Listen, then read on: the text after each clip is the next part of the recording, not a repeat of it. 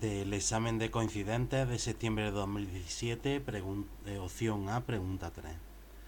Nos dicen que sabiendo que la ecuación de velocidad de esta reacción, proponemos velocidad de la reacción, es directamente proporcional a la concentración de A al cuadrado, y nos dice que eso corresponde a esta reacción ajustada.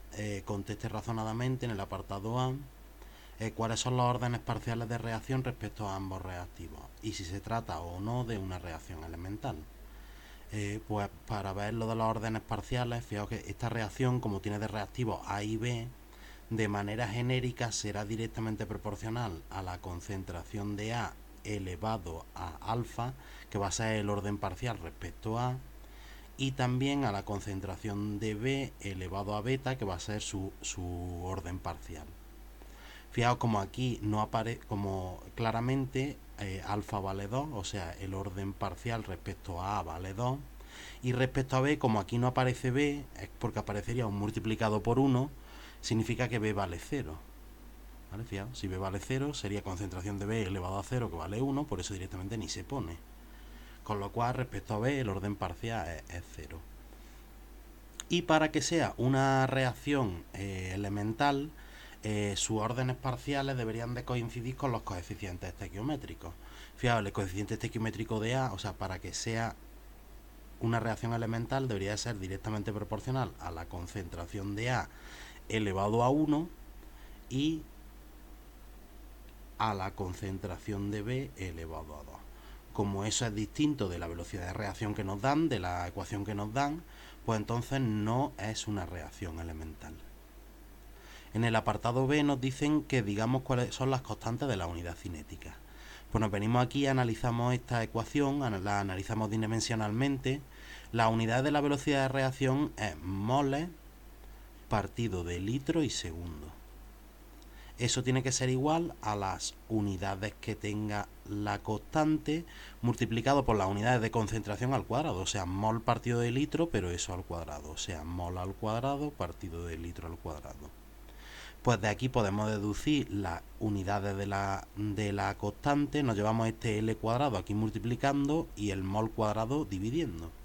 Con lo cual el L cuadrado sería con el L y nos quedaría un L arriba, o sea, serían litros partido de, y ahora como mol cuadrado va abajo, se simplificaría, quedaría un mol abajo y segundo abajo.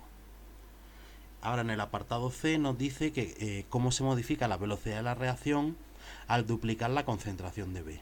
Pues fijaos como la velocidad de la reacción, hemos visto que la velocidad de la reacción en este caso es función tanto de la constante como de la concentración de A, y no es función de la concentración de B.